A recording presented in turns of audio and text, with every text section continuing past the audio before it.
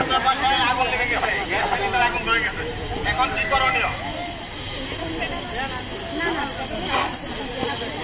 সবাই দেখেন, ভাবিরা বিশেষ করে ভাবিরা, হ্যাঁ গ্যাস শেষ হয়ে যাবে।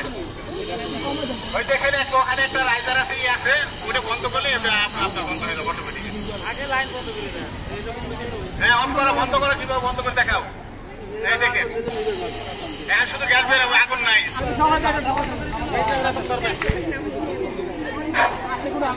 হয়ে গেলে চট, কম্বল, খাতা যা কিছু আছে এরকম মোটা জিনিস পানিতে ভিজিয়ে এই সিলিন্ডারটা চারপাশে একটা বের দিয়ে দিবেন। তাহলে কি হবে, অক্সিজেন কাটা আগে যে বলেছিল সেই অক্সিজেন কাটা হয়ে যাবে, হয়ে গেলে আগুনটা নিভে যাবে। শেষ, এটা একটা পদ্ধতি।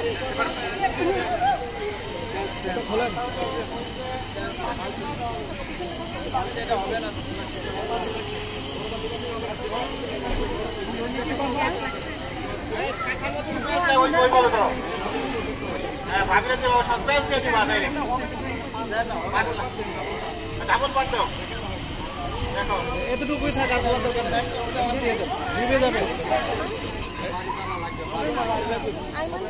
একসাথে ফেলে।